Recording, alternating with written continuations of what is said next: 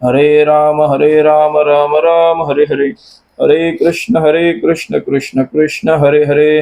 पुंडलीक वरदार विठ्ठल श्री ज्ञानदेव तुकाराम पंढरीनाथ भगवान की जय.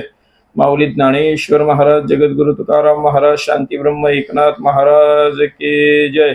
सद्गुरु हनुमंत बाबा, सद्गुरु हरिश्चंद्र बाबा मोरे महाराज की जय.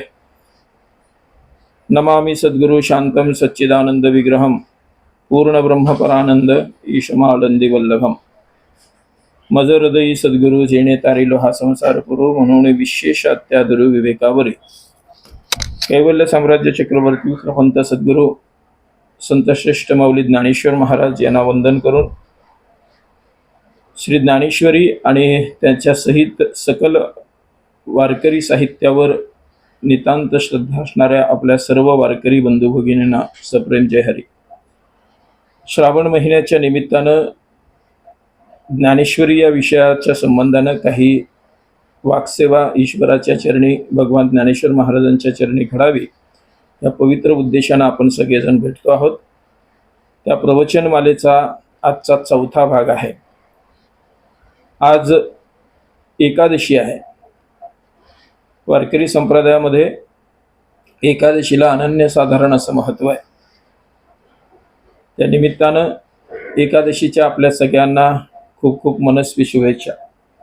आपण जेव्हा वारकरी संप्रदायात येतो, सद्गुरूंकडून दीक्षा घेतो, गळ्यात तुळशीची माळ घालतो आणि स्वतःला विठ्ठलाचे दास म्हणवतो, त्या वेळेला आपल्याला आपल्या सद्गुरूंकडून काही दंडक सांगितले जातात, काही वारकरी संप्रदायाचे नियम सांगितले जातात. त्यात सगळ्यात महत्त्वाचे 3 नियम आपल्याला सद्गुरू आपल्या गळ्यात तुळशीची माळ घालतानाच सांगत असतात. त्यातला पहिला नियम अभक्ष्य भक्षणापासून बाजूला राहणं. दुसरा नियम पंढरपूरची वारी करणं. आणि तिसरा नियम म्हणजेच एकादशीचा उपवास करणं. वारकरी संप्रदायानं आपली ही अनन्यसाधारण भक्ती आपल्याला वेळोवेळेला या अनन्य भक्तीतून आपल्या समोर आणलेली आहे. वारकरी संप्रदायानं देवाची अनन्यता सांगितलेली आहे. वारकरी संप्रदायानं देवाच्या नावाची अनन्यता सांगितलेली आहे. वारकरी संप्रदायानं तीर्थाची अनन्यता सांगितलेली आहे.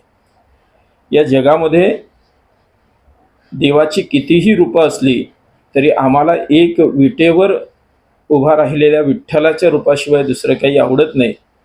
हे आपल्याला सकल संतांच्या अनेक प्रमाणांमधून आपल्या समोर येतं. एक धरीला चित्ती आम्ही रखुमाईचा पती, हे तुकोबारायांचं म्हणणं त्याच्याकरताच आहे. राहो आता हेची ध्यान डोळा मनलंपट, हेची तुका म्हणे माझे, हेची सर्व सुख. हे चकारात्मक जे बोलणं आहे ते पंढरपूरच्या विठुरायाच्या संबंधानं असलेली अनन्य भावच आहे. त्यामुळे हे रूपाची अनन्यता, नावाची अनन्यता, एक गाऊ आम्ही विठोबाचे नाम, याच्यातून दाखवलेली नामाची अनन्यता, रूपाची अनन्यता आणि व्रताची अनन्यता. आपल्या सगळ्यांना एकादशी हे सगळ्यात मोठं व्रत आहे. हे वारकरी संप्रदायानं सातत्यानं सांगितलेलं आहे. हा देव म्हणजे आमचा सर्वार्थानं आमच्या इंद्रियांचा आणि आमच्या सकल जीवांचा मालक आहे, म्हणून त्याचा उपवास एकादशीच्या निमित्तानं करावा असं आपल्याला नामदेव महाराजांनी तर एका अभंगामध्ये ह्या 3 व्रतांचं एकत्रित वर्णन केलेलं आहे. नामदेव महाराज आपल्यासमोर स्पष्टपणे असं सांगतात की आम्हा व्रत एकादशी देव केशव तीर्थ तुळशी. त्यामुळे या विठ्ठलाचं व्रत म्हणून एकादशी करणाऱ्या आपल्या सगळ्या वारकरी बंधूंच्या चरणावर नतमस्तक होऊन एकादशीच्या आपल्या सगळ्यांना शुभेच्छा देऊन आजच्या चिंतनाकडे मी प्रवृत्त होतो. मज हृदयी सद्गुरु जेणे तारिलो हा संसार पुरो, म्हणून विशेष अत्यादुरु विवेकावरी ही ज्ञानेश्वर महाराजांची ज्ञानेश्वरीतली नमनाची पहिली ओवी आपण समोर ठेवून ज्ञानेश्वरीमध्ये सद्गुरु श्री निवृत्तीनाथ महाराजांचं जे वर्णन ज्ञानेश्वर महाराजांनी केलं त्याच्या संबंधानं आपण थोडीशी चर्चा करतो आहोत. ही चर्चा करत असताना मज हृदयी सद्गुरु म्हणजे नेमकं ज्ञानेश्वर महाराजांना काय अपेक्षित आहे याच्यावर आपण आपल्या बुद्धिमत्तेप्रमाणे थोडंसं चिंतन करतो. एका गोष्टीची कबुली मी अगदी प्रामाणिकपणे प्रांजळपणे इथं देतो. त्याचं कारणही मी का हे स्पष्ट करतो हेही तुम्हाला सांगतो. कारण ज्ञानेश्वर महाराजांना एखाद्या ओवीतून काय बोलायचं आहे हे खरं तर या जगतात फक्त ज्ञानेश्वर महाराजांनाच माहिती. त्याच्यापेक्षा दुसऱ्या कुणाला त्याचा अर्थ लागणार नाही. आपण कितीही आपल्या बुद्धी सामर्थ्यानं जोर लावून तिथपर्यंत पोचण्याचा प्रयत्न केला तरी माझ्यासारखा एक सामान्य वारकरी ज्ञानेश्वर महाराजांना जे नेमकं बोलायचं आहे त्याच्या जवळपासही पोचणार नाही याची मला पूर्ण खात्री आहे. पण तरी पण हा प्रपंच कशा करता तर अध्यात्मामध्ये सुख समाधान मिळवण्याचे 2 प्रकार आपल्याला शास्त्रानं सांगितलेले आहेत. त्यातला एक प्रकार आहे तत्सुखी सुखित्वम आणि दुसरा प्रकार आहे स्वसुखी सुखित्वम. याच्यातला तत्सुखी सुखित्वम हा प्रकार म्हणजे आपण एखाद्याची स्तुती करावी, त्या स्तुतीनं जर समोरच्याला समाधान झालं तर त्या समाधानात आपला आनंद आपण मानावा अशा अर्थाची एक पद्धत आहे. खरं तर संतांच्या संबंधानं सद्गुरूंच्या संबंधानं ज्या वेळेला आपण विचार करायला जातो त्यावेळेला या शक्यतेची शक्यता नाहीच जवळजवळ. कारण संतांना आणि सद्गुरूंना स्तुती आवडत नाही, त्यामुळे आपण ती कितीही केली तरी ती काय ते स्वतःहून अंगी लावून घेत नाही. त्यामुळे हा प्रकारच जवळजवळ अध्यात्मामध्ये आपल्याला तसा पाहायला मिळत नाही. पण दुसरा प्रकार स्वसुखी सुखित्वम हा प्रकार भक्ताच्या संबंधाने आहे. आपल्या सद्गुरूंचं आपल्या देवाचं गुणगान गायल्यानंतर त्याची स्तुती केल्यानंतर भक्ताच्या हृदयामध्ये काही आनंद लहरी निर्माण होत असतात. पहिलं तर त्याच्याकडून वाचिक तप घडतं, त्याची वाचा शुद्ध होते. दुसरं तर त्याच्या बुद्धीला अधिक तेजस्विता येते.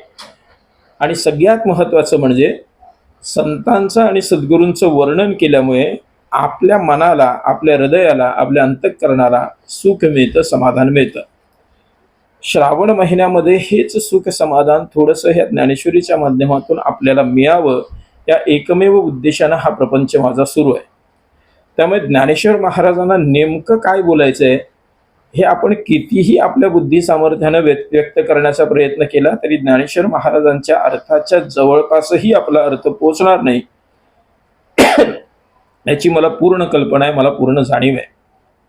तरी देखील आपण स्वसुखी सुखित्वम ह्या आनंदासाठी, या समाधानासाठी याचा विचार करतो आहोत. ज्ञानेश्वर महाराज मज हृदयी सद्गुरू जेणे तारिलो हा संसार पुरू असं म्हणत आपल्यासमोर सद्गुरूंना मी माझ्या हृदयामध्ये स्थान दिलेलं आहे, माझ्या हृदयामध्ये मी त्यांना पूजतो असा अर्थ जर सद्गुरूंच्या संबंधानं ज्ञानेश्वर महाराज करत असतील तर त्याचा नेमका अर्थ काय हे आपण गेल्या 3 भागामध्ये शोधतो आहोत. हृदय या शब्दाचा अर्थ काय करायचा, मद हा शब्द आत्तापर्यंतच्या सगळ्या संतांचा अनुभव म्हणून, स्वाभिमान म्हणून कसा स्वीकारायचा आणि हृदय ह्या शब्दाची व्याप्ती करताना हृदयात देव राहतो म्हणजे नेमका कुठे राहतो हे आपण मागच्या भागामध्ये उपनिषदातलं एक प्रमाण देऊन तो माणसाच्या हृदय गुहेत राहतो हे आपल्या सगळ्यांसमोर आपण स्पष्ट केलेलं आहे. मागच्या भागाची मला पुनरावृत्ती करायची नाही.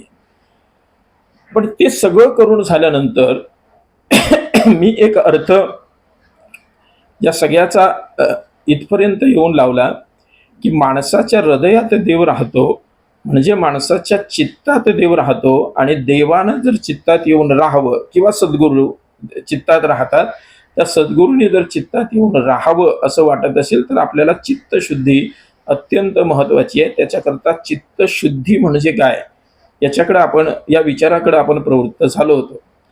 पण जसजसे माझे भाग प्रसिद्ध होत आहेत, जसजसे आपल्या सगळ्यांपर्यंत ते पोचत आहेत तसतशी आपल्या प्रेमाची पोचपावती माझ्यापर्यंत येते. बरेच जण मला या सगळ्या संबंधांना अधिक विचाराला प्रवृत्त करतायत हे मी माझं खरं तर परमभाग्य समजतो. मागचा एक भाग प्रसारित झाल्यानंतर माझ्यापर्यंत माझ्या काही जिवलग मित्रांनी आणि माझ्या काही अत्यंत ज्ञानी श्रेष्ठ असलेल्या माझ्या गुरुसमान काही व्यक्तींनी माझ्यापर्यंत काही मेसेजेस पोचवले. त्या सगळ्यांमधून एक शंका त्यांनी निर्माण केली. त्या शंकेचं थोडंसं उत्तर देऊन आज आपल्याला पुढे जायचं आहे. त्यांची शंका अशी होती की हृदयाला आपण चित्त ही संज्ञा दिली आणि मग चित्तशुद्धी कशा करता याच्याकडे जर आपण या विचाराला प्रवृत्त होत असू तर हृदयाला आपण नेमकं चित्त कशा करता म्हणतो. याचं कारण काय? कारण हृदयाला समांतर, हृदयाला समानार्थी असे शब्द आपण अनेक आहेत आणि ते आपल्या मागच्या भागात मी स्वतः वापरलेले आहेत. याची आठवण आपण मला करून दिली. हृदयालाच मन म्हणता येईल, हृदयालाच अंतःकरण म्हणता येईल, हृदयालाच अंतरंग म्हणता येईल, हृदयालाच काळीज म्हणता येईल. हे सगळे शब्द जर उपस्थित असतील तर मग या हृदयाला चित्त हीच संज्ञा देऊन त्या संबंधानं आपण पुढे का विचार करतोय? मग आपण चित्तशुद्धीचाच विचार का करतोय? जर या हृदयाला आपण मन ही संज्ञा दिली तर मनशुद्धीचा विचार आपल्याला का करता येणार नाही? कारण ज्ञानेश्वर महाराजांनी मनशुद्धीच्या मार्गे असंही एक मार्ग आपल्याला सांगितलेलाच आहे. मग मनशुद्धी का नाही, चित्तशुद्धीच का? आणि चित्त अशीच संज्ञा आपण हृदयाला इथं का देतोय याच्या संबंधानं मी थोडासा खुलासा करावा अशी मला काही जणांनी आज्ञा केली, काही सूचना केली. माझे काही ज्येष्ठ श्रेष्ठ गुरुतुल्य मंडळी आहे. आळंदीतून आमच्या ज्येष्ठ मतकर महाराजांनी, आमच्या आदरणीय काकडे महाराजांनी मला त्यासंबंधीच्या काही पुरावेही दिले आणि मग त्याच्यातून आणखीन एका विचाराला मी प्रवृत्त झालेलो आहे. त्याचं फक्त आज उत्तर देऊ आपण पुढे चालू.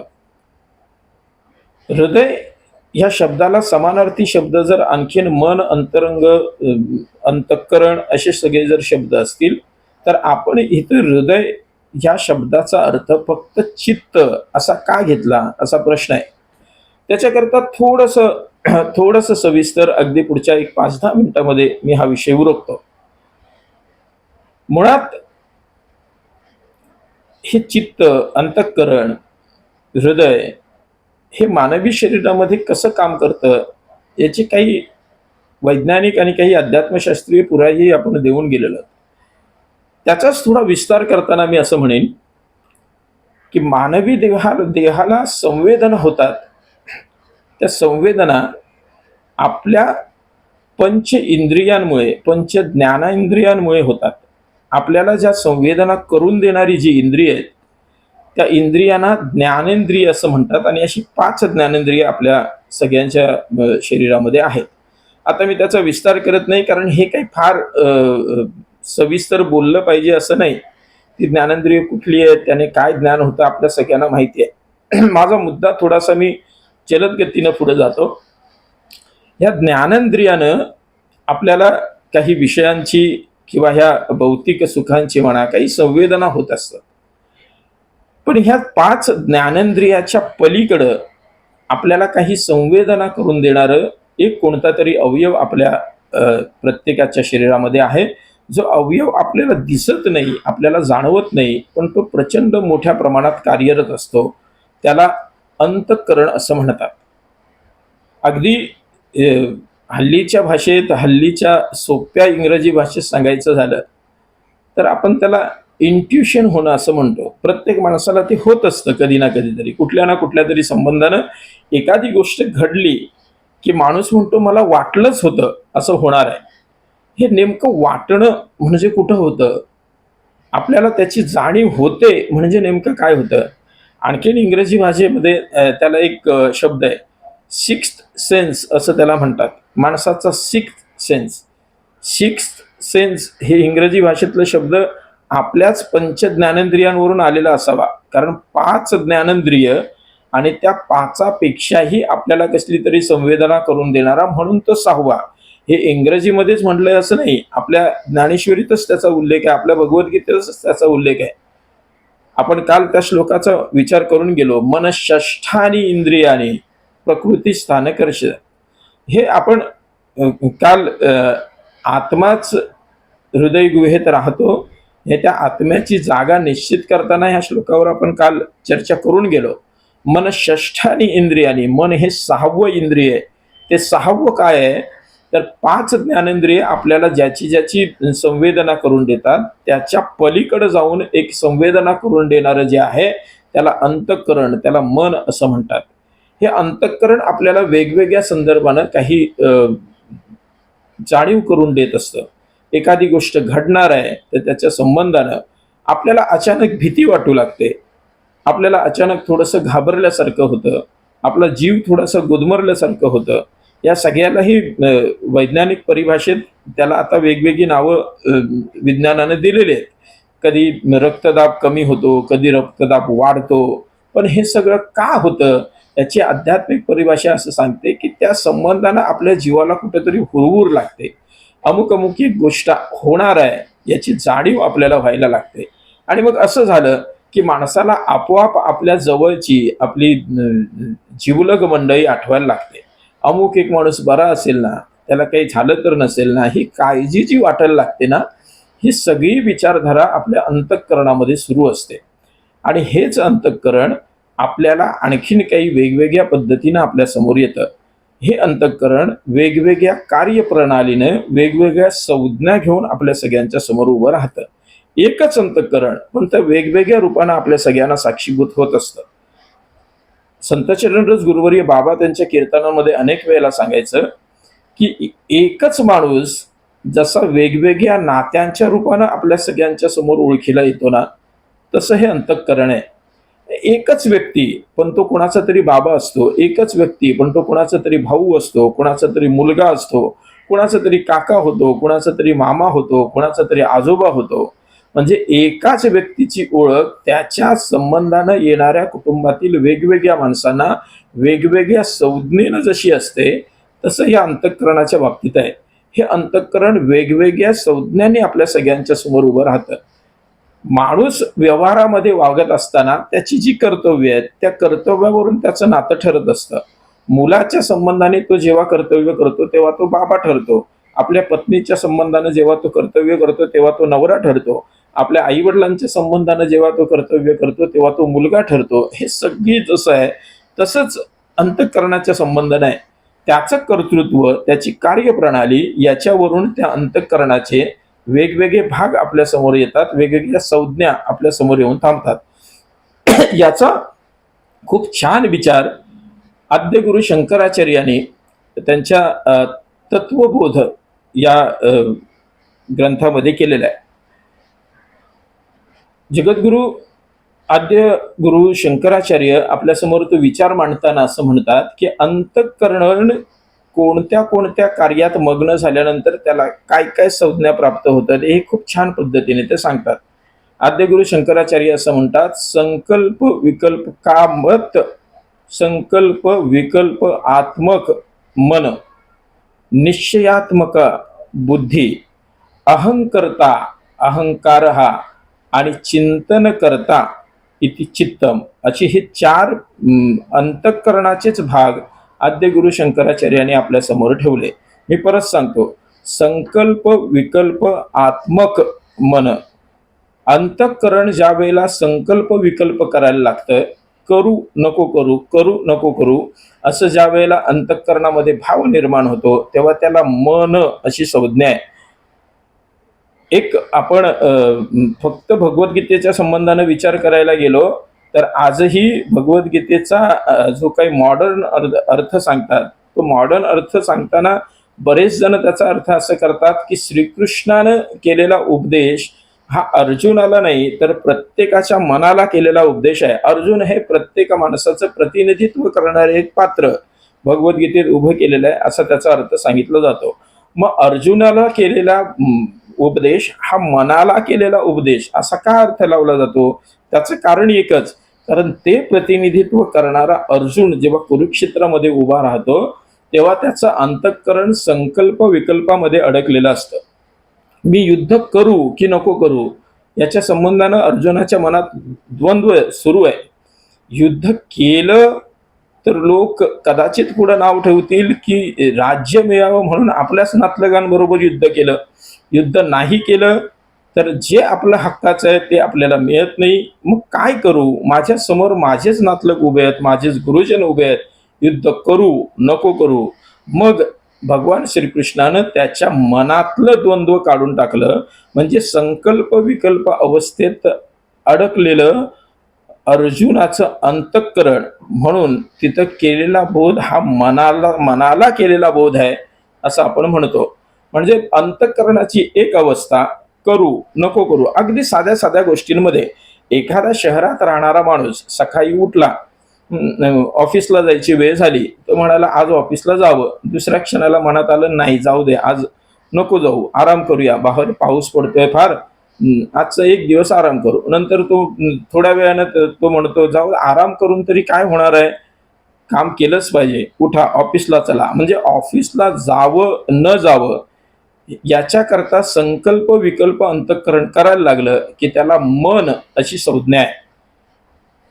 तेच अंतःकरण एखाद्या ठोस निर्णयावर पोचलं की त्या अंतःकरणाला बुद्धी असं म्हणतात. म्हणून आद्यगुरु शंकराचार्य म्हणतात निश्चयात्मका बुद्धी. त्या अंतःकरणानं निश्चय केला, जायचंच, वाटेल ते झालं तरी जायचंच. आणि हा निश्चय आपण सगळ्यांनी करावा.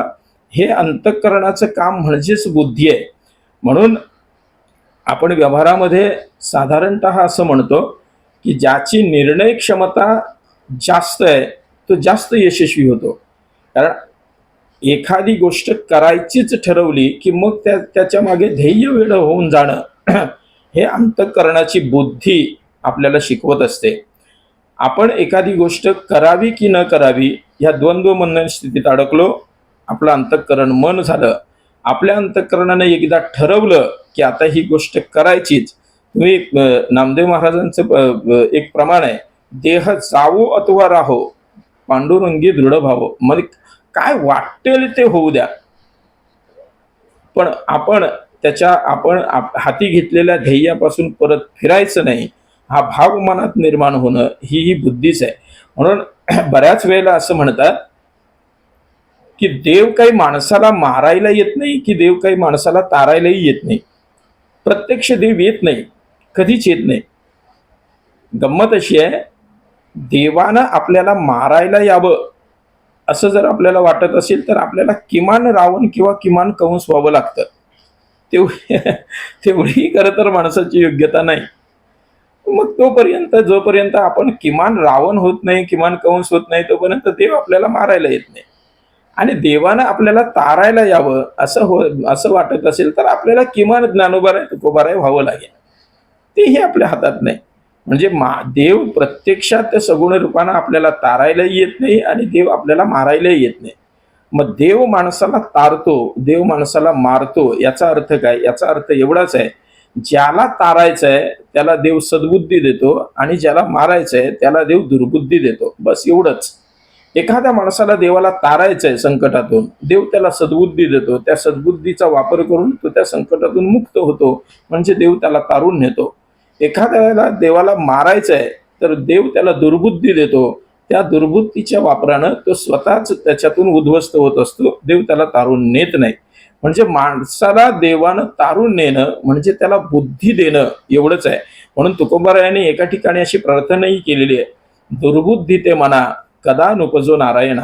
ही मागणी इतकी गोड आहे की देवानं सुबुद्धी द्यायची की नाही हा त्याचा स्वतंत्र अधिकार आहे. दिलीस तर दे बाबा, आमच्यावर उपकारच होतील.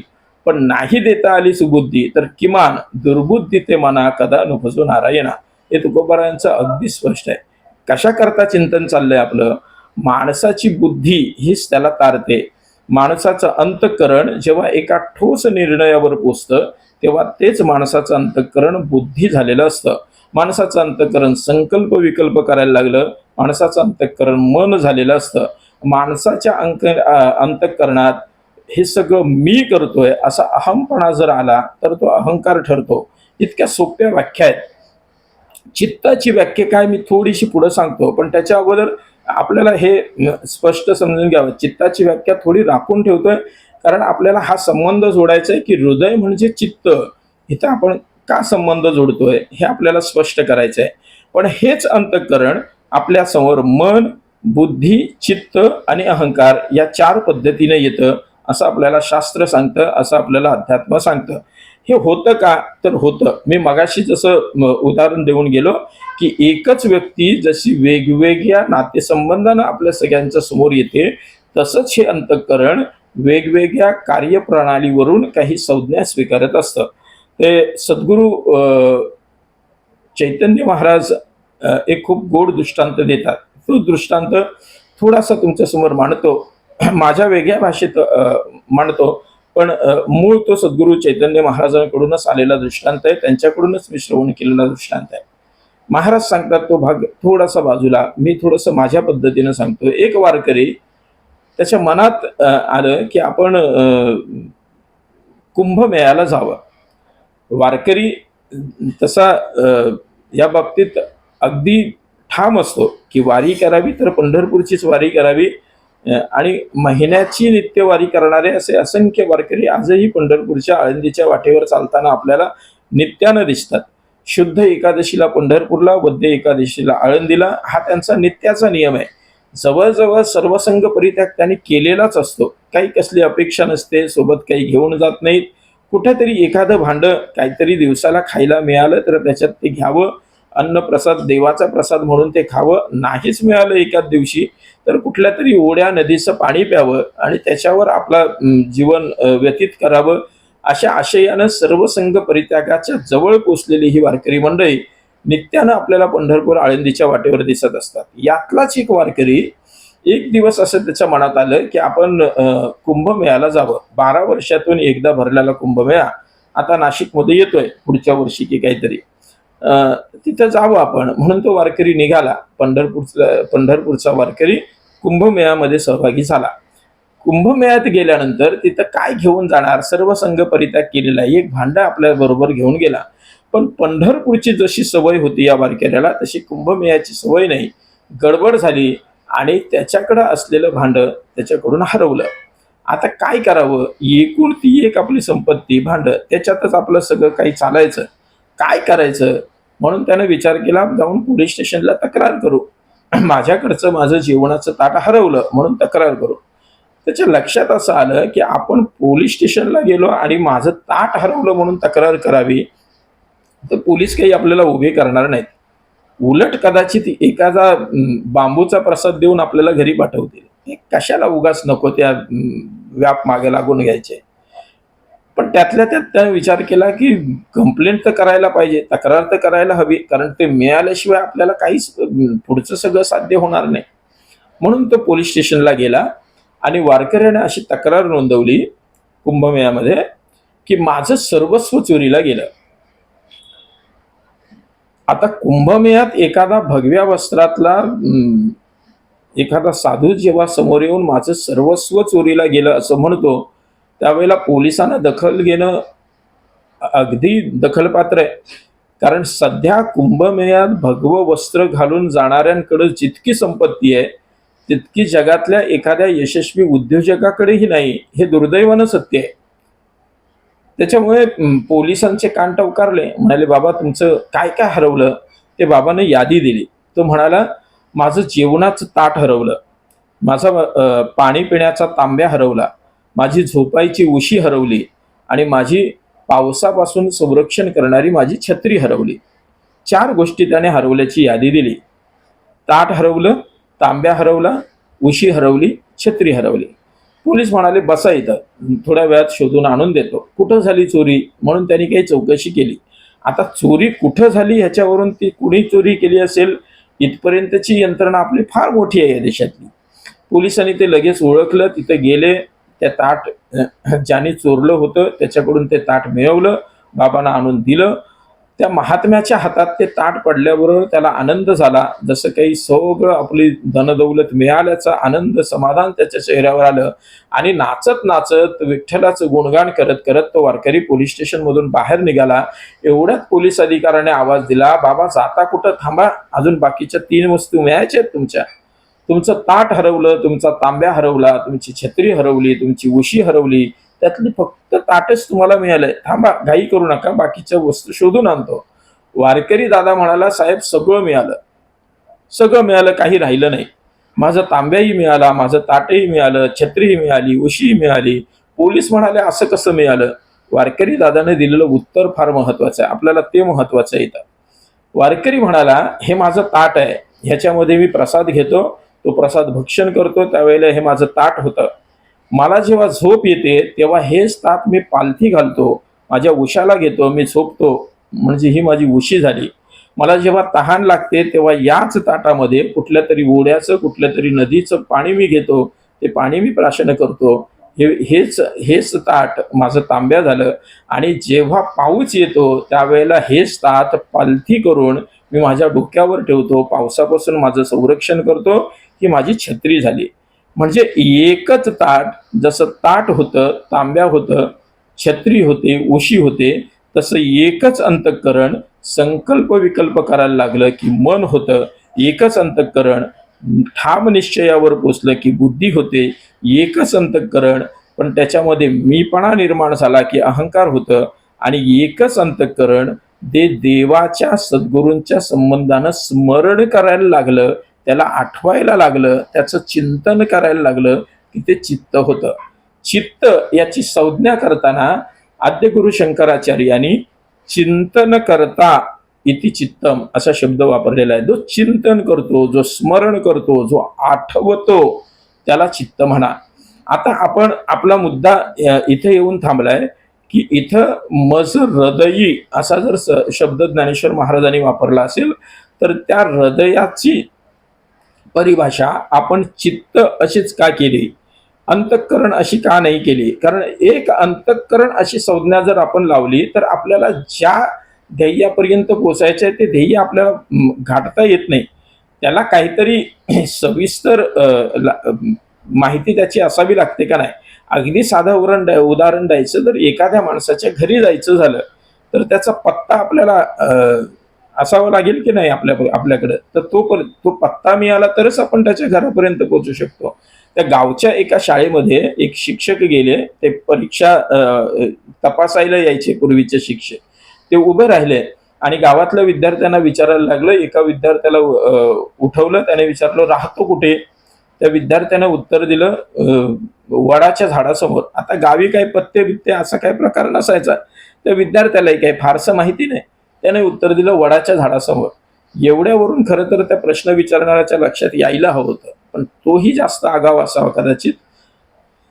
त्यानं परत त्या मुलाला प्रश्न विचारला, वडाच्या झाडासमोर राहतोस? वडाचं झाड कुठं आहे? मुलानं सांगितलं माझ्या घरासमोर. आता याच्यानंतर तरी त्याने थांबायला हवं की नाही? तोही थांबला नाही. तोही म्हणाला, अरे बाळा, हे कळलं, तुझं घर वडाच्या झाडासमोर आहे, कळलं. वडाचं झाड तुझ्या घराच्या समोर आहे, कळलं. पण ज्या घरात तू राहतोस, जे घर वडाच्या समोर आहे, जे वड तुझ्या घराच्या समोर आहे, ते कुठे आहेत? तो म्हणाला एकमेकांच्या समोर.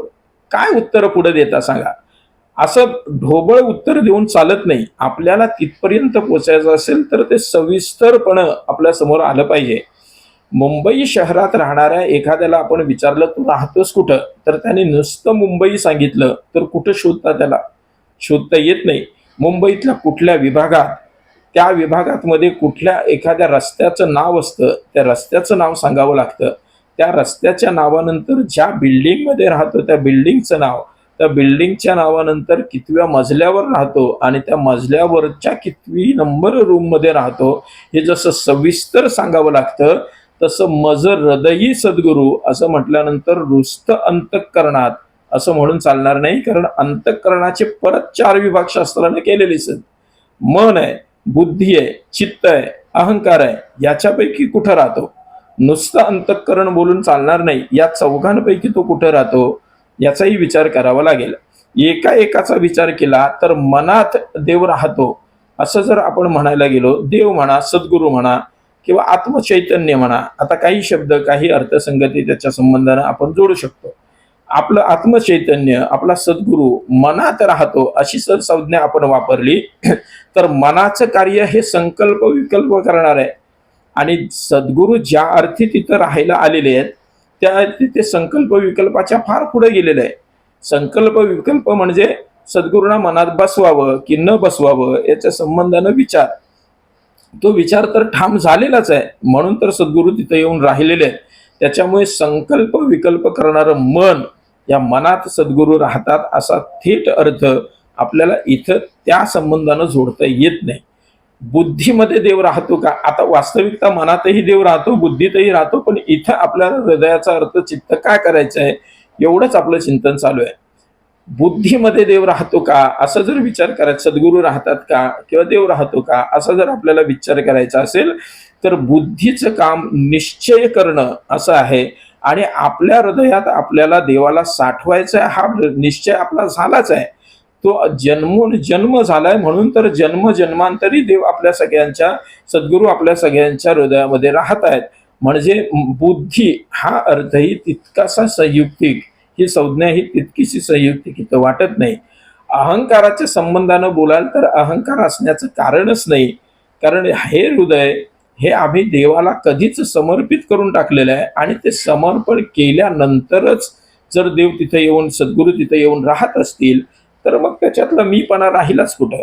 मज हृदयी सद्गुरू, ह्याचा मज या शब्दाचा अर्थ करताना आपण तो आत्तापर्यंत परंपरेनं चालत आलेला भक्त या संज्ञेचा स्वाभिमान म्हणून ज्ञानेश्वर महाराजांनी वापरलाय. त्यामुळे अहंकाराचा प्रश्न इथं येत नाही.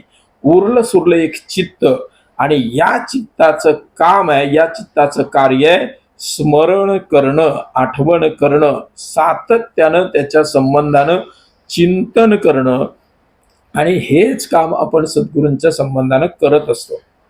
ज्ञानेश्वर महाराजांची संतांची ओळख करून देणारी एक ओवी आपल्याला 9व्या अध्यायामध्ये सापडते.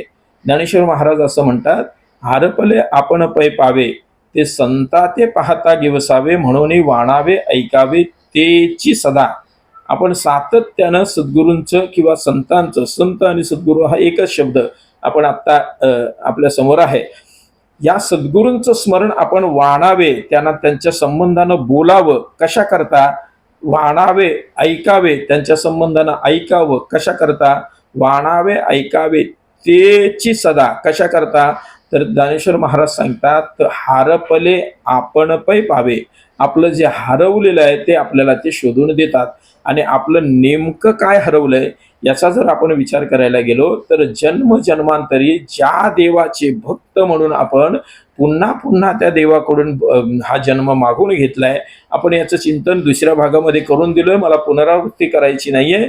पण आपण या जन्माला आलेलो तो देव भेटावा म्हणूनच मोक्षालाही तुच्छ मानून आपण सातत्यानं पुन्हा पुन्हा जन्म घेऊ असं देवाला विनवणी करून हा जन्म घेतलाय. तो फक्त त्या देवाची आणि सद्गुरूंची भक्ती आपल्याला करता यावी याच करता घेतलेला आहे.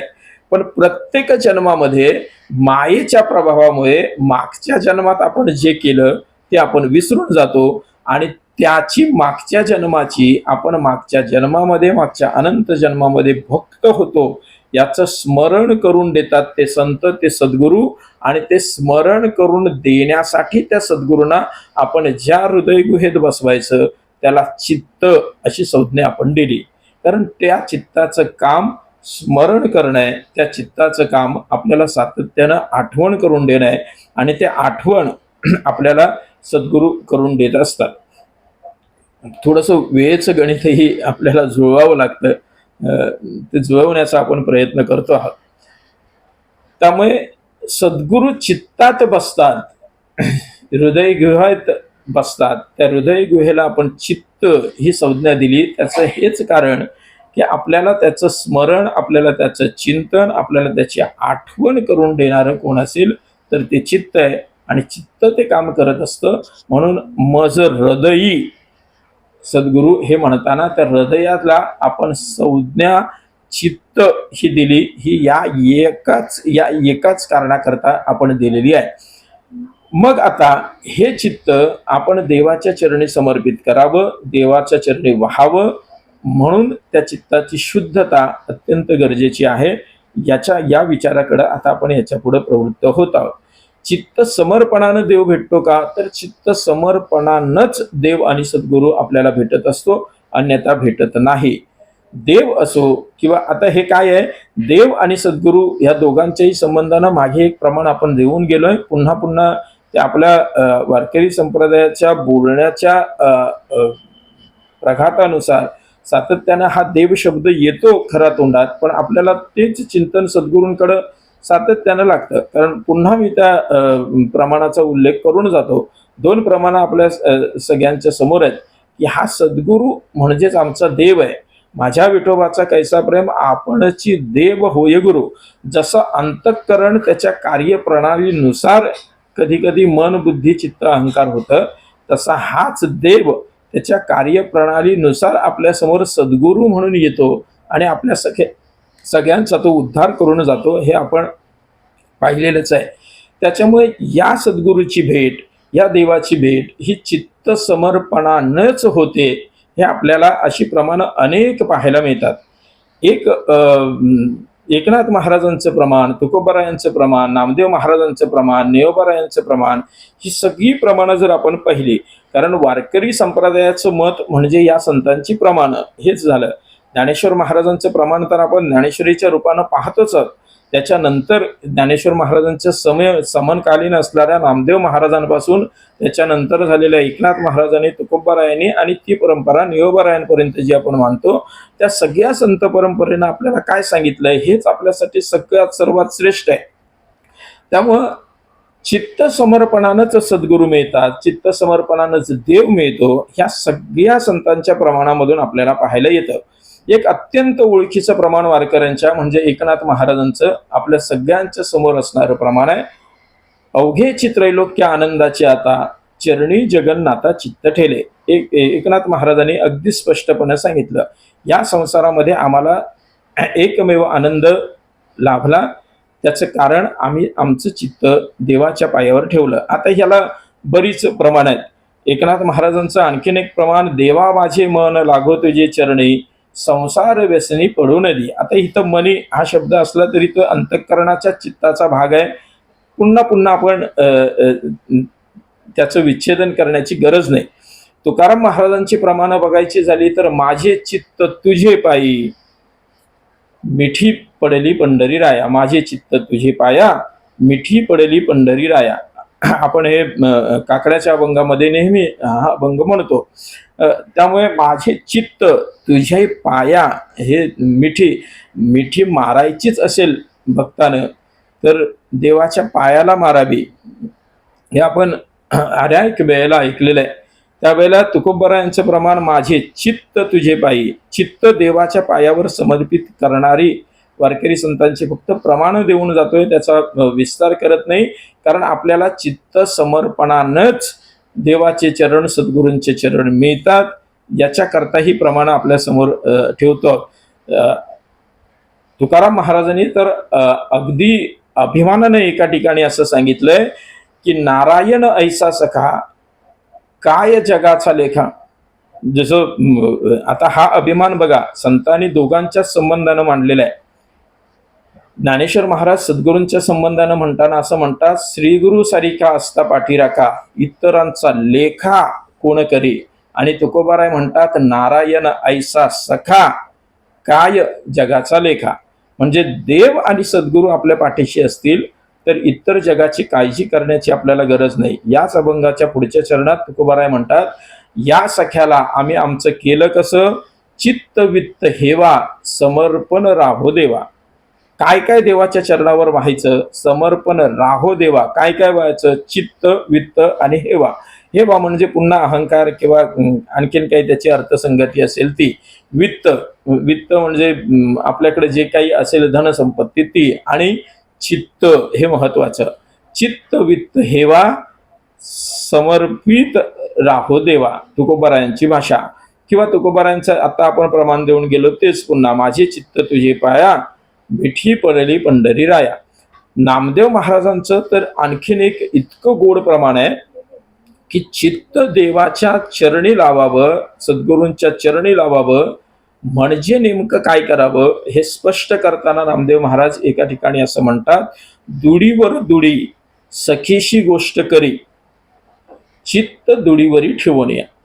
इतक्या सोप्या सोप्या साध्या साध्या भाषेतून आपल्याला चित्त समग्र वृत्तीनं कसं लावावं हे सांगण्याची एक वारकरी संप्रदायातल्या प्रत्येक संताची फार गोड हातोटी आहे. नामदेव महाराज आपल्याला उदाहरण देताना असं म्हणतात, दुडीवर दुडी सखीशी गोष्ट करी. आता दुडीवर दुडी हे मुंबई सारख्या शहरामध्ये राहणाऱ्या आपल्या सगळ्यांना कितपत कळेल मला माहित नाही, पण गावाकडे राहणाऱ्या मंडळींच्या हे लक्षात येईल की गावाकडच्या स्त्रिया जेव्हा पाणी भरायला घराच्या बाहेर पडतात, एखाद्या विहिरीवर जातात, एखाद्या नदीवर जातात, तेव्हा पाणी घेऊन येताना, भरून घेऊन येताना एकच हंडा त्या घेऊन जात नाहीत. एक मोठा हंडा, त्या हंड्यावर एक छोटा हंडा, त्या छोट्या हंड्यावर बसणारी एक कळशी आणि त्या कळशीवर परत राहील अशी एक छोटी कळशी, असे 4-5 भांडी एकदम घेऊन जातात आणि मग ते एका वेळेला भरून आणतात आणि एका वेळेलाच डोक्यावर हंडा, एक मोठा हंडा, त्याच्यावर छोटा हंडा, त्याच्यावर कळशी, त्याच्यावर कळशी, अशी 4 भांडी एकत्र एका वेळेलाच आपल्या डोक्यावर ठेवतात आणि अशा ऐटीत चालतात आपल्या मैत्रिणीशी गप्पा मारत की जणू काही ती डोक्यावरची भांडी पडणारच नाहीत.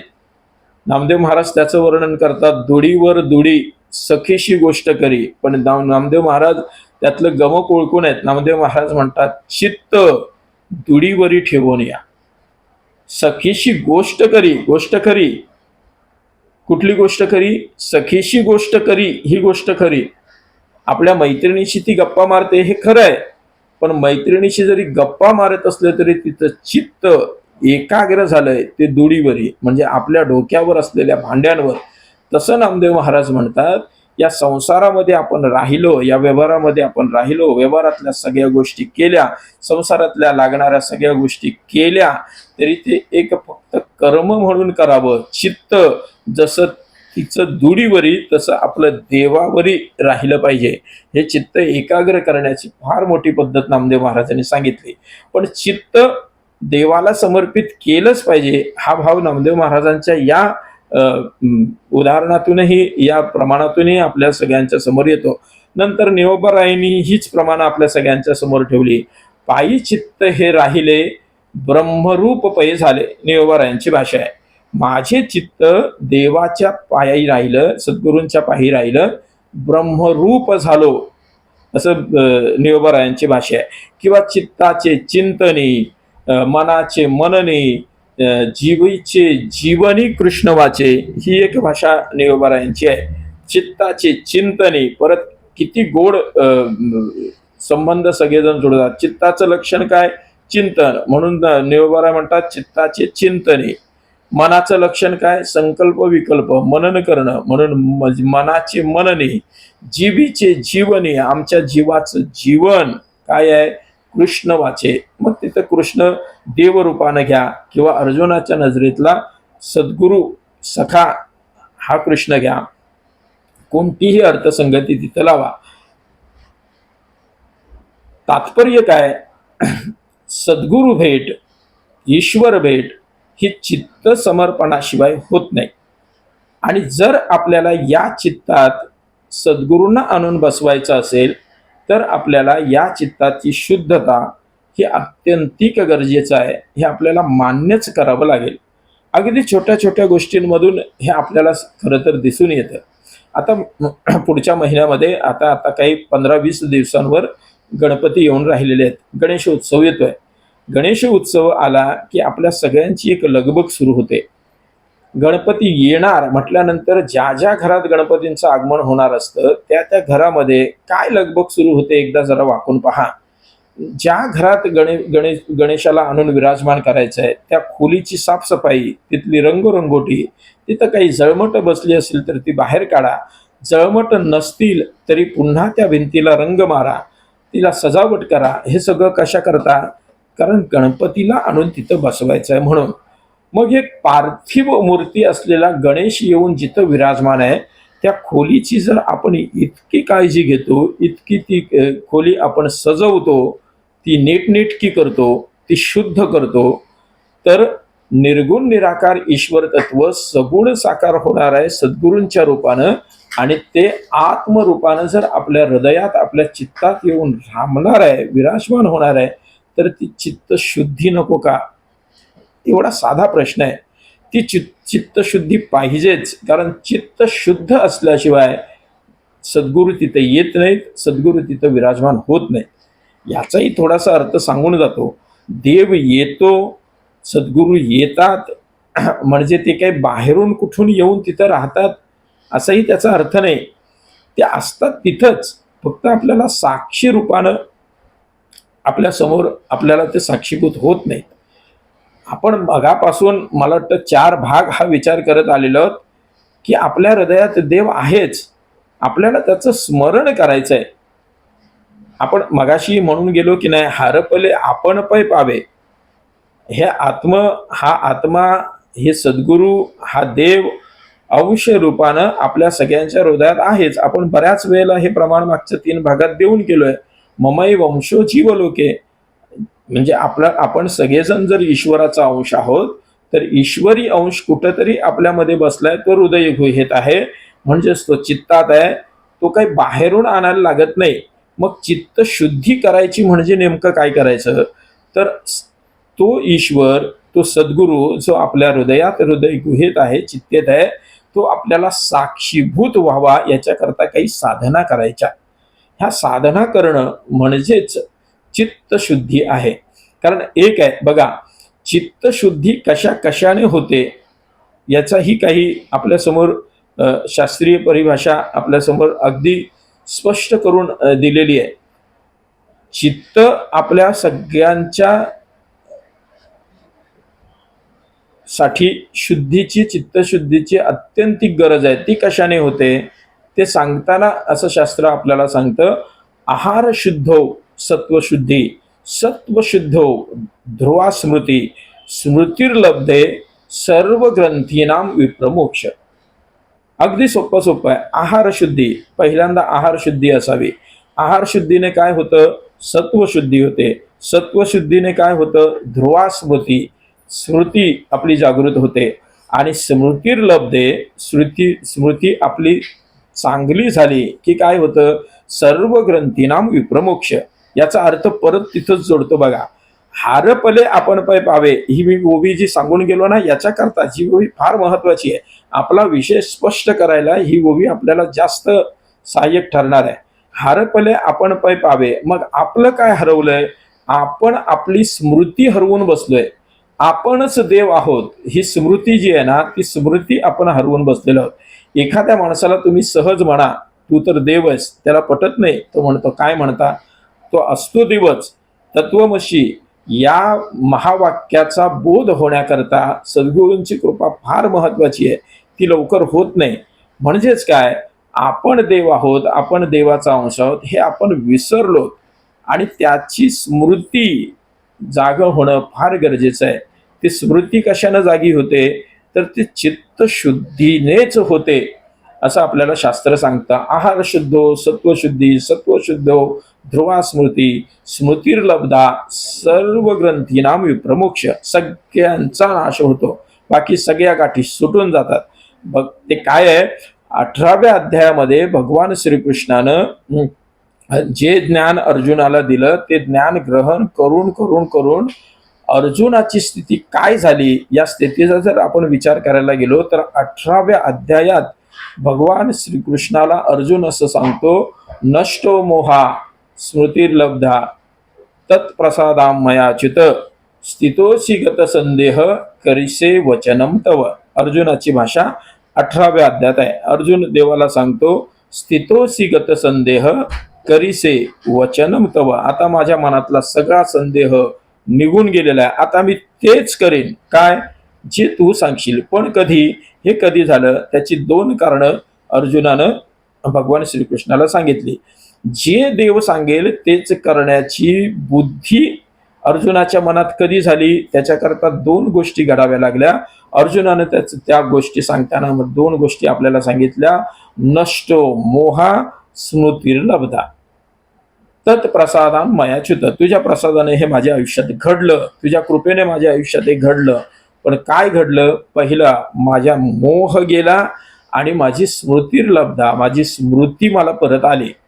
माझी स्मृती मला परत आली म्हणजे मला हे लक्षात आलं की माझ्या चित्तानं माझी स्मृती मला आणून दिली की माझ्या चित्तामध्ये तूच विसावलेला आहेस. तुझ्याच कृपेनं मला हे शरीर मिळालेलं आहे. तुझ्याच कृपेनं मी मानवी देहाला आलेलो आहे आणि तुझ्याच कृपेनं आता मला तुझी प्राप्ती करून घ्यायची आहे. आता माझ्या मनातले सगळे संदेह दूर झाले. आता मी तेच करीन जे तू मला सांगशील. करीसे वचनम तव. पण हे कधी झालं? स्मृतिर्लब्धा. हे झाल्यानंतर झालं, स्मरण झाल्यानंतर झालं.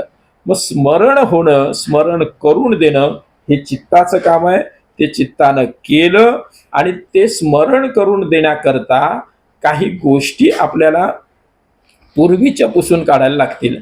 त्या पुसून काढण्याचं एकमेव साधन म्हणजे वारकरी साधना, ईश्वराचं नामचिंतन. त्याने ह्या गोष्टी घडतात. या जगतामध्ये नामचिंतनाशिवाय ही ताकद दुसऱ्या कशामध्ये नाही. पुढच्या भागात आपण कदाचित ते पाहू. आता मी त्याचा विस्तार करत नाही. पण चित्त शुद्ध करायचं म्हणजे काय करायचं? त्याच्याकरता आपल्याला भगवंतानं सांगितलेल्या या गोष्टी अगदी मनात ठाम ठेवाव्या लागतील. त्यातली पहिली गोष्ट आहे अर्जुनाच्याच मुखातून आलेली नष्टो मोहा स्मृतिर्लब्धा. पहिला मोह आपल्या हृदयातून चित्तातून निघून गेला पाहिजे. कशाच्याच संबंधानं मोह राहिला नाही पाहिजे. अगदी देहाच्या संबंधानंही मोह राहिला नाही पाहिजे किंवा कुठल्याच संबंधानं मोह नसणं म्हणजे चित्तशुद्धी आणि स्मृती जागृत होणं.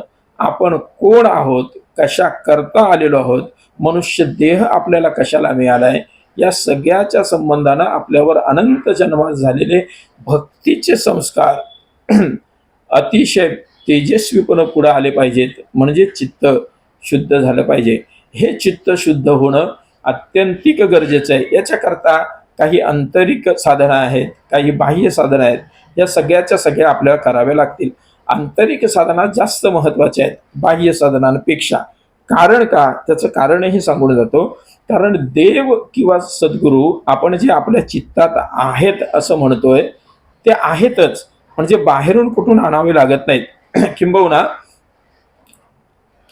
आपण मनुष्य जन्मात आल्यानंतर आपण काय करायला पाहिजे याचा उपदेश करताना तुकोबारा आपल्याला एका अभंगामध्ये असा उपदेश करतात. उचित जाणावे मुख्य धर्म आधी, चित्त शुद्ध बुद्धी ठाई स्थिर. तुकोबारायांचा अत्यंत गोड उपदेश आहे. उचित जाणावा मुख्य धर्म आधी चित्तशुद्धी बुद्धी ठाई स्थिर अशी त्याची अर्थसंगती लागते. अभंगाचं प्रमाण गाथेमध्ये तुम्ही जर वाचलं तर उचित जाणावे मुख्य धर्म आधी हे अर्धचरण आहे. चित्त शुद्ध बुद्धी ठाई स्थिर हे त्याचं अर्धचरण आहे. पण त्याची अर्थसंगती लावताना आपल्याला अशीच लावावी लागेल. उचित जाणावे मुख्य धर्म आधी चित्त शुद्ध मग बुद्धी ठाई स्थिर अशी त्याची अर्थसंगती लावावी लागेल. उचित जाणावे मुख्य धर्म, आपला धर्म काय आहे हे आपण ओळखलं पाहिजे. धर्म ह्या शब्दाचा अर्थ कर्तव्य असा आहे. आणि आपला धर्म काय आहे? आपला धर्म म्हणजे मानवी देहाला आल्यानंतरचा आपला धर्म काय? आपला धर्म एकच आहे, ईश्वर प्राप्ती. त्या ईश्वर प्राप्ती करता आपण नामस्मरण केलं पाहिजे, देवाचं स्मरण केलं पाहिजे. नाम स्मरण याच्यामध्ये दोन शब्द आहेत. स्मरण केलं पाहिजे कुणाचं? देवाच्या नावाचं, म्हणून नामस्मरण असा तो शब्द. स्मरण केलं पाहिजे कुणाच्या? सद्गुरूंच्या नामाचं, म्हणून नामस्मरण. स्मरण केलं पाहिजे कुणाच्या? सद्गुरूंच्या रूपाचं, म्हणून स्मरण हा फार महत्वाचा शब्द आहे. नामस्मरण हा आपला धर्म आहे, वारकरी संप्रदायाचा धर्म आहे. आपल्या आईने तो सांगितलेला धर्म आहे. ज्ञानेश्वर महाराज एका अभंगामध्ये आपल्याला तो धर्म आपला स्पष्ट करून जातात. सकल धर्माचे कारण नामस्मरण हरिकीर्तन, दया क्षमा समाधान संत जन साधती. निज धर्म हा चोखडा. निज धर्म, निज धर्म सगळ्यात महत्वाचा धर्म कुठला? चोख निज धर्म. निज धर्म हा चोखडा. काय शब्द योजना आहे ज्ञानेश्वर महाराजांची बघा. निज सगळ्यात महत्वाचा, चोख पण ऐकायचा आहे तर तो कुठला आहे? निज धर्म हा चोखडा. नाम उच्चारू घडगडा. भुक्ती मुक्तीचा सवंगडा. भवसिंधू तारखा. आपल्या या भवसिंधूतून तारून नेणारा जो आहे त्या सद्गुरूचं नामस्मरण, त्या सद्गुरूचं स्मरण. नाम हा शब्द आत्ता थोडासा बाजूला आपण ठेवू. सद्गुरूंचं स्मरण एवढाच अर्थ त्याचा आत्ता घेऊ. मग सद्गुरूच्या नामाचं स्मरण, सद्गुरूच्या रूपाचं स्मरण, सद्गुरूंच्या संबंधानं सकल स्मरण आता काय ती अर्थसंगती पुढे लावायची ती नंतर बघू. सध्या स्मरण हा एवढा शब्द जरी आपण लक्षात ठेवला तरी याच स्मरणानं आपलं चित्त शुद्ध होतं.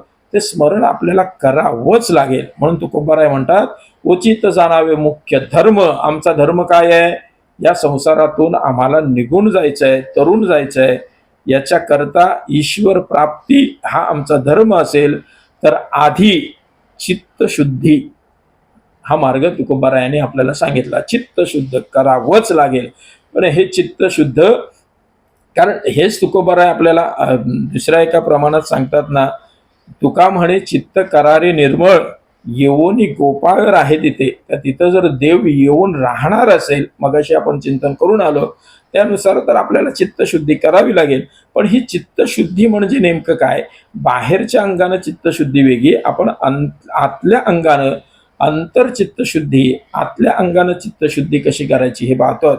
आतून चित्तशुद्धी करायची म्हणजे काय? आपण सद्गुरूंचं स्मरण करायचं. कारण आपण सद्गुरू आपल्या हृदयामध्ये आहेत, आपल्या चित्तात आहोत, हेच विसरून जातो मायेच्या प्रभावामुळे आणि सगळ्याची अडचण होते. कारण हे सद्गुरू काय बाहेरून कुठून आपल्या चित्तात येऊन राहत नाहीत ना. तुकोबारायाने एका अभंगातून आणखीन आपल्या समोर, आता आपला 1 तासाचा वेळ होऊन गेला, थोडक्यात पुढचा विषय उरकतो आणि थांबतो. 1 तास झाला, हो झाला 1 तास. तुकोबारायाने आणखीन एका अभंगातून आपल्याला सांगितलंय, अंतरीची ज्योती प्रकाशले दीप्ती, मोळीची होती आच्छादिली, तेथीचा आनंद ब्रह्मांडीन समाय, उपमेशी काय देऊ सुखा. माझ्या अंतःकरणात सद्गुरू रूपी ज्योत पेटली, त्याच्या प्रकाशानं माझं अंतःकरण इतकं उजळून गेलं की आता मी जगातला सगळ्यात सुखी आणि सगळ्यात आनंदी असा माणूस झालेलो आहे. हे सद्गुरूंना चित्तात ठेवल्यामुळेच होतं, दुसऱ्या कुठल्याच गोष्टींमुळे होत नाही. हीच भाषा वेगळ्या अंगानं एकनाथ महाराजांनी सांगितली. मगाशी आपण ते बघून आलो त्याचा प्रमाण. अवघेची त्रैलोक्य आनंदाचे आता, चरणी जगन्नाथा चित्त ठेले. या जगात मी सगळ्यात जास्त आनंदी आहे असं अभिमानानं हात वर करून सांगणारा जगात कोण आहे? कोणच नाही. कारण अरे माणूस म्हटलं की दुःख असणारच. आपण या जीवलोकात जगतोय, या जीवलोकामध्ये सुख नाहीच आहे, सगळं दुःखच आहे. त्यामुळे जीव हे सुखदुःखाचं मिश्रणच आहे, त्यामुळे दुःख असणारच. पण तरीही एकनाथ महाराजांनी आपला आनंद व्यक्त करताना सांगितलं, अवघेची त्रैलोक्य आनंदाचे आता. का? एकनाथ महाराजांनी त्याचं कारण पुढच्या अर्ध्या चरणात सांगितलं. आपण कितीतरी वेळेला पंढरपूरला गेलो, पण आपण इतक्या वेळेला पंढरपूरला जाऊ नये कधी स्वतःचा संसार सुखाचा झाला असंही आपल्याला. पूर्ण सुखाचा होतो, पूर्ण सुखाचा झाला, त्यात दुःखाचा लवलेशही नाही असं म्हणण्याची कुणाची हिंमत होत नाही. कारण संसार म्हटलं की दुःख असणारच. पण एकनाथ महाराजांची भाषा मात्र वेगळी आहे. अवघेची त्रैलोक्य आनंदाचे आता, अरे दुःखाचा लवलेशच नाही. कारण काय? कारण एकनाथ महाराजांनी सांगितलं, चरणी जगन्नाथा चित्त ठेले. आपण अनेक वेळेला पंढरपूरला जातो, पण आपण देवाचं दर्शन घेताना फक्त देवाच्या पायावर आपलं डोकं ठेवतो. एकनाथ महाराज म्हणतात, नुसतं डोकं ठेवलं तर संसारातून मुक्ती होणार नाही, संसार सुखाचा होणार नाही. अवघेची त्रैलोक्य आनंदाचे आता असं जर वाटत असेल ना, तर आपलं चित्त देवाच्या पायावर ठेवावं लागेल. तुकोबाराय इथेही तीच भाषा वेगळ्या पद्धतीनं बोलतात. आपल्या अंतःकरणात जर सद्गुरूंचा प्रकाश, देवाचा प्रकाश दिव्याच्या रूपानं पडायचा असेल तर काय करावं लागेल? त्याच्याकरता मग एक अनुभूती येईल की अंतरीची ज्योती प्रकाशले दीप्ती, मुळीची जी होती आच्छादिली, तेथीचा आनंद ब्रह्मांडीन समाय. अवघेची त्रैलोक्य आनंदाची आता आणि तेथीचा आनंद ब्रह्मांडी समाय. अर्थ एकच आहे की नाही? त्याच अर्थाने पण काय झालं? तुकोबाराय सांगतात ते प्रमाण नीट बघा. अंतरीची ज्योती, आतमधली ज्योत प्रकाशली दीप्ती, ती प्रकाशली कशामुळे प्रकाशली?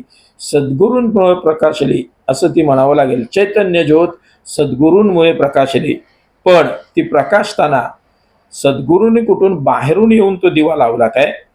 सद्गुरूंनी बाहेरून ती वात कुठून आणून आतमध्ये रुजवली काय? आतच आहे ती चैतन्य रूपी ज्योत, आतच आहे. पण देवाच्या समोर आपण दिवाबत्ती करताना, निरंजन लावताना जसं ते दिवाबत्तीची वात त्याच्यावरची काजही बाजूला काढून टाकतो ना, आणि मग पुन्हा जसा दिवा लावतो, तशी मनावरची काजळी बाजूला काढायला लागते, चित्तातली काजळी बाजूला काढायला लागते. ती काजळी म्हणजे षडविकारांची काजळी आहे. काम, क्रोध, लोभ, मोह, मद, मत्सर हे षडविकार जे चित्तामध्ये येऊन बसतात, त्या षडविकारांची काजळी जर बाजूला काढून टाकली तर अंतरेची ज्योती प्रकाशले दीप्ती, मोळीची जी होती आतच होती पण आच्छादलेली होती, त्याच्यावरचं आच्छादन काढलं म्हणजे काजळी काढली की जसा दिवा चमकतो तसं हे चैतन्य रूप आपल्याला सगळ्यांना साक्षीभूत होईल. ही तुकोबारायांची भाषा आहे. आणखीन एक तुकोबारायांचं प्रमाण आहे. एक वेळ संपली माझी, पण थोडक्यात सांगून जातो. तुकोबारायांनी एक अभंग असा लिहिलेला आहे, फार गोड अभंग आहे, माझ्या फार जवळचा आणि फार आवडीचा अभंग आहे. तुकोबाराय म्हणतात, देवाची घरी देवे केली चोरी, देवे देव नागवणे केला भिकारी. धावणिया धावा धावणिया धावा, मागची नाही जावे कवनिया गावा. सवेची होता चोर सवेची होता चोर आपुलिया घरी, अवघे केले वाटोळे फावलियावरी. तुका म्हणे येथे कोडीच नाही, नागविले कोण गेले कोणाचे काही. तुकोबारायांचा गोड अभंग आहे. सविस्तर विस्तार करायला माझ्याकडे वेळ नाही, पण त्याच्यात तुकोबारा असं म्हणतात की देवाच्या घरी देवानं चोरी केली आणि एका देवाला अगदी नागवं करून टाकलं. ही तुकोबारायांची भाषा आहे. म्हणजे काय झालं नेमकं ऐका. तुकोबारायांनी इतकी चित्ताची अवस्था गोड मांडलेली आहे उदाहरणानं की तुकोबारायांची हतोटी आहे ही अभंग लिहिण्याची. तुकोबारायांनी तिथं 3 प्रतिकात्मक देव उभे केलेले आहेत. देव म्हणजे कोण, तर ज्याच्याकडं जो दैदिप्यमान आहे, जो प्रकाशित होणार आहे, जो चैतन्य रूपी आहे, त्याला देव म्हणा. अशा अर्थानं 3 देव आहेत. एक निर्गुण निराकार जो ब्रह्म आहे त्याला देव म्हणतात, एक सगुण साकार ईश्वर त्याला देव म्हणतात, आणि एक जीव जो या सगुण साकार ईश्वराचा अंश आहे, तो जीव. असे 3 देव आहेत. ह्या 3 देवांपैकी एका देवानं दुसऱ्या देवाच्या घरी चोरी केली. आता ते हे फार महत्वाचा अभंग आहे. मला जलद किती सांगता येईल माहित नाही, पण तरीही ऐका. एका देवानं दुसऱ्या देवाच्या घरी चोरी केली. त्याचा शोध घेताना तुकोबारा असं म्हणतात की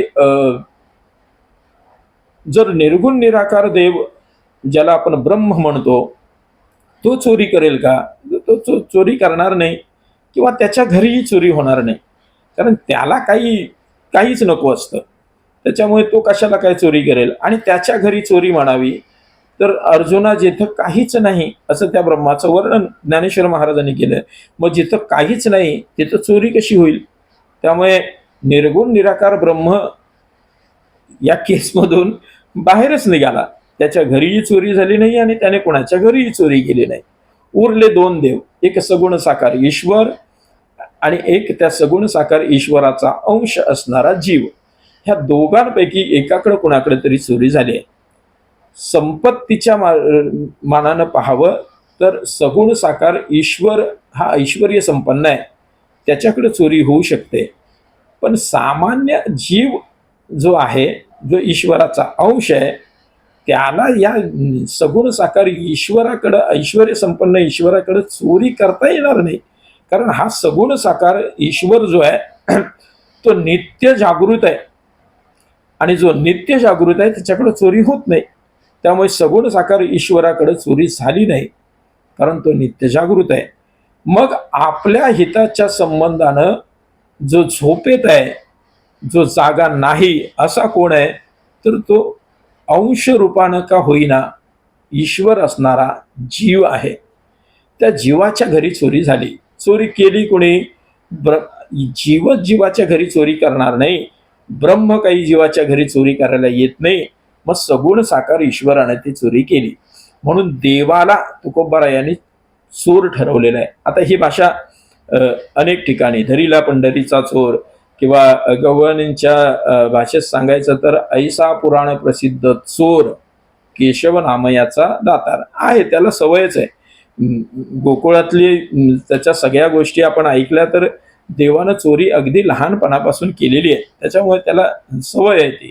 पण हा देव चोरी करतो कसली? तुकोबाराय सांगतात, तो जीवाच्या अंतःकरणात घुसून अंतःकरणातल्या षडविकारांची चोरी करतो, अंतःकरणात असलेल्या मोहाची चोरी करतो, अंतःकरणातल्या सगळ्या जे देवाच्या संबंधानं ज्या प्रतिकूल गोष्टी आहेत त्या सगळ्याच्या सगळ्या चोरण्याचं काम हा ईश्वर करतो. असं तुकोबारायांनी एक खूप गोड भाव त्या ठिकाणी मांडलेला आहे. पण गंमत अशी आहे, त्याच्यामध्येही तुकोबाराय पुढं पुढं असं म्हणतात की तो कुणाच्या हाताला लागत नाही. धावनिया धावा, धावनिया धावा, मागची नाही जावे कवनिया गावा. कुठल्याही मार्गाने जा, तो मिळत नाही. तुम्ही ज्ञान मार्गाने गेलात तरी अवघड आहे, योग मार्गाने तो खूपच अवघड आहे. एक भक्तीच्या मार्गाने त्याला पकडता येतं. थोडासा वेगळा विषय आहे म्हणून तो आता मी घेत नाही, फक्त स्पर्श करून जातो. त्याच्या तिसऱ्या चरणात तुकोबाराय जे म्हणतात ना, ते मला जास्त महत्वाचं वाटतं. सगुण साकार ईश्वरानं जीवरूपी ईश्वराच्या घरी म्हणजे चित्तात चोरी केली, हे जर तुकोबाराय म्हणत असतील तर तुकोबारायांना लोकांनी प्रश्न विचारला, तो सगुण साकार ईश्वर जीवरूपी जीवाच्या अंतःकरणात चित्तात चोरी करण्याकरता घुसला कुठून, हा प्रश्न लोकांनी तुकोबारायांना विचारला. एखाद्या घरात चोरी झाली तर चोर आला कुठून हे बघावं लागतं का नाही? दरवाजातून आला, खिडकीतून आला, वरून छप्पर फोडून आला, खालून काही चोर रस्ता करून आला कसा? तसं लोकांनी तुकोबारायांना विचारलं की सगुण साकार ईश्वरानं जीवाच्या अंतःकरणात जाऊन, हृदयात जाऊन, चित्तात जाऊन जर चोरी केली तर चोर आला कुठून? तुकोबाराय म्हणतात, सवेची होता चोर घरची ये घरी. आला नाही कुठून बाबा, कुठून? आपला मुद्दा हा चालू आहे. चित्तात सद्गुरूंना बसवा, चित्तात देवाला बसवा, म्हणजे त्याला कुठून बाहेरून आणून बसवा असं नाहीये. ते तो हृदयातच आहे, तो चित्तातच आहे. तो साक्षीभूत होण्याकरता साधना करा, तो साक्षीभूत होण्याकरता मोह सोडा, तो साक्षीभूत होण्याकरता स्मृतिर्लब्धा, त्याचं स्मरण जास्तीत जास्त करा, तो साक्षीभूत होण्याकरता षडविकारांना मारून टाका. हे सगळं करा. आणि हे सगळं केलं की तुकोबाराय म्हणतात, सवेची होता चोर घरची ये घरी, अवघे केले वाटोळे फावलियावरी. त्याने चोरी केली, पण कधी? फावलियावरी. त्याचं फावावं लागतं. गंमत अशी आहे, चोरी करण्याकरता सामान्य अर्थानं चोर हा शब्द घेतला, चोरी हा शब्द घेतला तर ज्या घरात कोणी नाही तिथं चोरी करता येते का नाही? मग हृदयातली चोरी करायची असेल तर ह्या सगळ्यांना बाहेर काढावं लागेल, त्यातला मोह बाहेर काढावा लागेल, त्यातला लोभ बाहेर काढावा लागेल, त्याची चोरी करावी लागेल. पण फावलियावरी फावतं कधी? आपण साधना करू तर. आपल्या साधनेनं तो हृदयातला, त्याच्या साधनेनं, त्याच्या स्मरणानं तो जागृत होतो, त्याची शक्ती जागृत होते आणि मग आपण त्याचं स्मरण करतोय, आपल्याला तो गरजेचा आहे, आपण त्याला मिळवण्याचा प्रयत्न करतोय, हे एकदा त्याला कळलं की मग तो आपली शक्ती जागृत करतो आणि आपल्याला या भवसागरातून तारून नेण्याकरता आपल्या हृदयातल्या षडविकारांचा तो नाश करतो. त्याचाच अर्थ स्मृतिर्लब्धे सर्व ग्रंथीनाम विप्रमोक्ष. सगळ्या हृदयाच्या गाठी तो सोडून टाकतो. भिद्यते हृदय ग्रंथी छिद्दंते सर्व संशया. काल आपण तो श्लोक बघून आलो. ही सगळी अवस्था कधी होते? ज्या वेळेला आपण चित्तातल्या सद्गुरूंचं स्मरण करू, चित्त शुद्ध करू आणि त्या स्मरणानं जागृत झालेले, आपल्यावर कृपा केलेले, आपल्यावर कृपादृष्टी केलेले सद्गुरू आपलं चित्त आपल्याला परमात्म्याच्या चरणी, त्यांच्याच चरणी समर्पित करण्यायोग्य तेच करून देतात आणि मग त्यांच्याच कृपेनं तेच चित्त त्यांच्याच चरणावर समर्पित करावं आणि या भवसागरातून आपण तरुण जावं, अशी एक प्रक्रिया आपलं अध्यात्मशास्त्र आपल्याला सांगतं. त्या संबंधानं आपण मज हृदयी सद्गुरू जेणे तारिलो हा संसार पुरू या ओवीचा अर्थ लावण्याचा प्रयत्न करत आहोत. त्यातलं हे हृदय म्हणजे काय, ते कार्य कसं करतं, या हृदयाला चित्त का म्हणतात, या चित्ताचं स्वतंत्र कारण काय, या चित्त शुद्धीची गरज काय आणि हे चित्त आपण देवाला कसं समर्पित करावं, याचं थोडंसं धावत्या अंगानं मी स्मरण केलं. कारण आज या प्रवचनमालेचा 4था भाग आहे. मला वाटतं एकंदरीत आपले फक्त 9 भाग होणार आहेत. या 9 भागांमध्ये आपल्याला ज्ञानेश्वरीतलं सगळंच्या सगळं गुरुस्तवन पाहणं ही अत्यंत अवघड गोष्ट आहे, हे मला आत्ताच जाणवलेलं आहे. पूर्वी जाणवत होतं, पण पूर्वी माझा असा कदाचित थोडासा माझा गैरसमज होता, की मी 9 भागांमध्ये थोडंसं बोलून ज्ञानेश्वरीतल्या सगळ्या गुरुस्तवनाचा किमान उच्चार करून त्याला स्पर्श तरी करेल असा माझा गैरसमज होता. पण जसजसं आपण चिंतनामध्ये प्रवृत्त होतोय, तुम्ही इतक्या गोड पद्धतीने हे सगळं चिंतन ऐकताय, ऐकल्यानंतर माझ्यापर्यंत तुमच्या मनातले काही संशय पोचवताय, त्यावरून माझ्या हे लक्षात येत आहे, की हा सगळ्याच्या सगळा विषय या सगळ्या भागांमध्ये पूर्ण करणं हे अत्यंत अवघड जाणार आहे. त्यामुळे किमान 4 भागांमध्ये आपण जर पहिलीच ओवी अजून पूर्ण करू शकलो नाही, अजूनही आपण मज हृदयी सद्गुरू याच्यावरच येऊन थांबलेलो आहोत. पुढच्या भागात तरी किमान थोडंसं पुढे सरकावं आणि जेणे तारिलो हा संसार पुरू म्हणजे काय हे बघावं, या आशयानं, ह्या उद्देशानं चित्त हृदय म्हणजे नेमकं काय, त्याची शुद्धता काय, त्या शुद्धतेची गरज काय आणि त्याच्यात सद्गुरूंना विराजमान करणं म्हणजे त्याच्यात विराजमान असलेल्याच सद्गुरूंना स्मरण करून ती ज्योत पुन्हा एकदा ज्ञानरूपी ज्योत पेटवणं, तीही सद्गुरूंच्याच कृपेनं, असं म्हणत आपण त्याचा अर्थ लावतो आहोत. आणि या ओवीच्या पुढच्या अर्ध ओवीकडं म्हणजे जेणे तारिलो हा संसार पुरू या विषयाकडे आपण परावृत्त होऊ. पण तुर्तास आजची वेळ आपली संपलेली आहे, त्यामुळे ही सेवा आपण इथंच थांबू. झालेली सेवा सद्गुरूंच्या चरणी, तुम्हा सर्व प्रिय गुरुबंधूंच्या चरणी समर्पित करून पुन्हा एकदा एकादशीच्या आपल्या सगळ्यांना खूप खूप शुभेच्छा देऊन आजची सेवा आपण इथंच थांबवतो आहोत. रामकृष्ण हरी. विठ्ठल विठ्ठल विठ्ठल विठ्ठल विठ्ठल विठ्ठल विठ्ठल. कुंडली कवरदारी विठ्ठल श्री ज्ञानदेव तुकाराम पंढरीनाथ भगवान की जय. माऊली ज्ञानेश्वर महाराज की जय. जगद्गुरु तुकाराम महाराज की जय. शांती ब्रह्म एकनाथ महाराज की जय. वैकुंठवासी सद्गुरु हरिश्चंद्र बाबा मोरे महाराज की जय. सद्गुरु हरिश्चंद्र बाबा मोरे महाराज की जय. विठ्ठल विठ्ठल विठ्ठल विठ्ठल.